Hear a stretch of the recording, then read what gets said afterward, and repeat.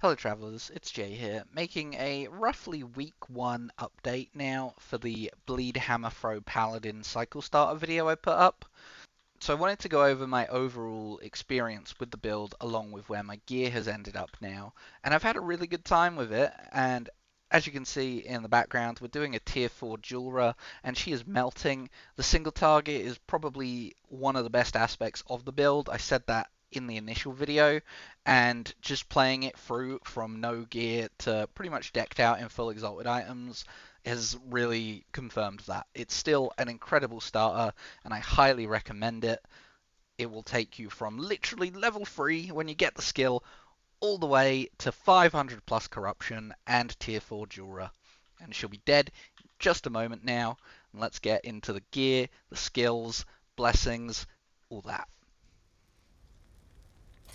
Alright, so just before we take a look at the gear, please, if you can help me out, leave a like on the video, hit the subscribe button, I really appreciate it. And let's take a look, shall we? So overall, the experience of this build has been really smooth. It's been fast, it's been tanky, I've never felt like I've lacked damage. I used a two-hander for a lot of the campaign, which really helped. In fact, I used it pretty much all the way into empowered monos. But my actual luck with the character for gearing has been pretty bad.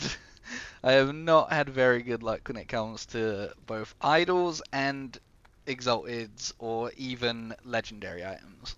So my idols, this is like the best thing we're looking at, and I got this today, like before recording this video.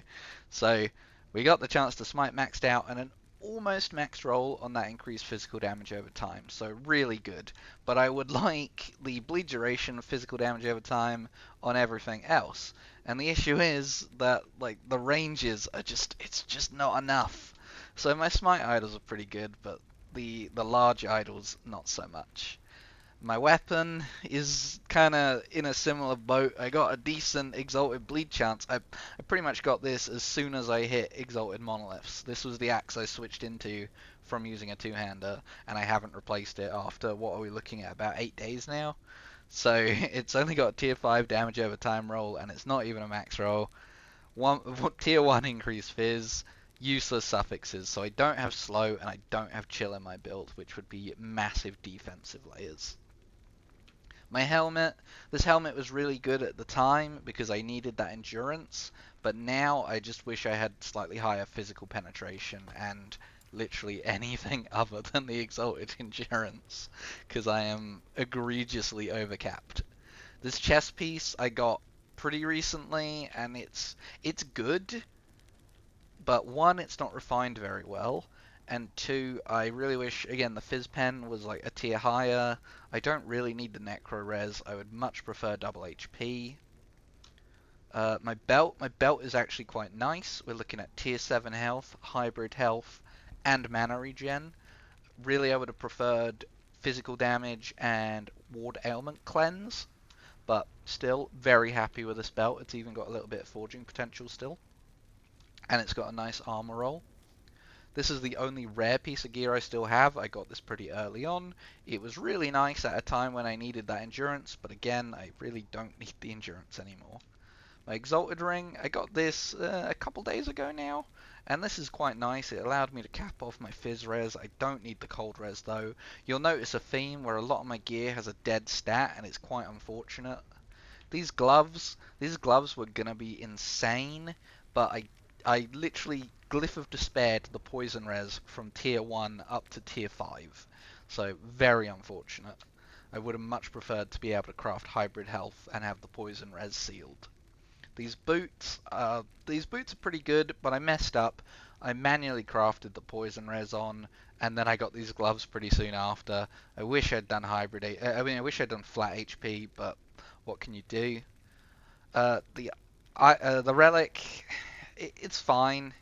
It's got fizz damage and it's got frailty. It's got health. That's really all I care about. So it's fine. Got some items in my inventory here. As you can tell by my gear and my weapon especially, I never got the gear required to switch to Salt the Wound, which I'm really sad about because this is the unique I made. I really wanted to be able to utilize it in my build, but I never got an axe with crit multi, and if we take a look at the unique items that I just missed, this is the only Bleeding Heart I've had with LP since 1.0 launched, and I've had this since the Abomination timeline, since Fall the Outcast, so the very first Monolith timeline you do. It's good, but it doesn't have crit multi. Flayer's Pride, pretty happy with this. We got the max roll tier 6 block chance, which actually allows me to have 69%, nice, block chance with my Flayer's Pride. Usually you really lack block chance with a Flayer's Pride build, so it's nice having that. But I would have much preferred to be able to switch to the Salt the Wound setup. I also never got a Valdir's Chalice relic, so my sustain is still very good with Bleeding Heart, but it's not as good as it could have been. And this chest piece, again, has endurance. I would much prefer a champion regalia for that huge armor, and the armor mitigation also applies damage over time. And let's take a look at the blessings. So I did go for an Adorned Idol drop rate in the end. I think I talked about possibly going for a unique or even a large drop rate, large idol drop rate blessing, which I did use for a little bit, but didn't make much of a difference, as you can tell. We got a really nice rolled HP regen blessing quite early on. Unfortunately, we didn't hit a very good leech rate blessing. I've ran this so many times and just not had a good one. Pretty decent bleed chance blessing.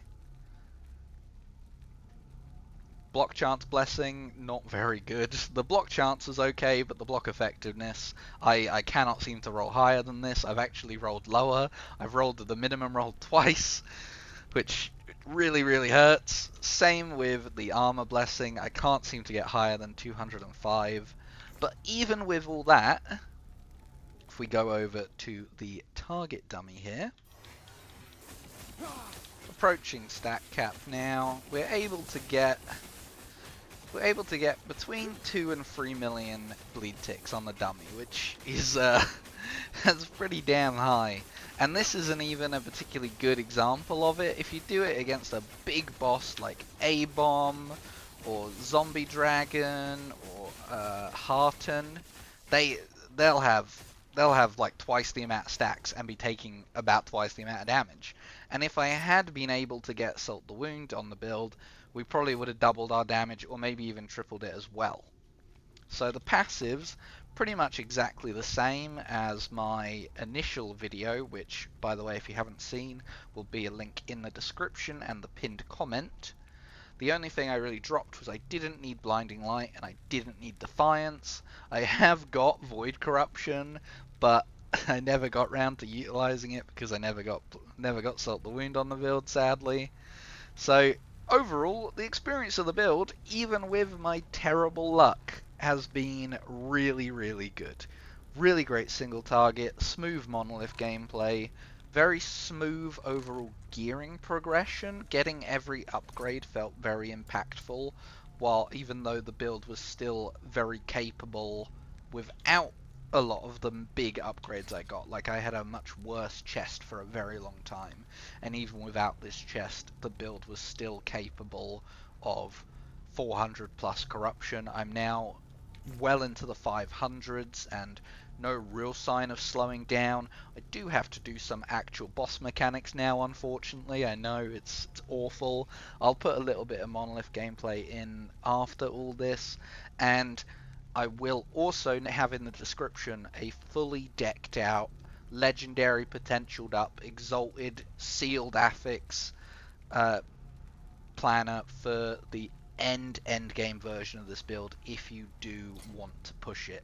I think I'm pretty much done with it now. It did everything I wanted to. I've done all the content in the game with it now, apart from Soulfire Bastion and the arena stuff, because I hate Soulfire Bastion and the arena stuff just doesn't really appeal to me.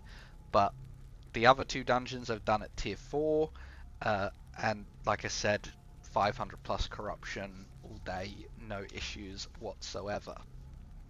So, if you liked the build, please hit that like button, subscribe, follow me on Twitch over at twitch.tv/jtheproduct.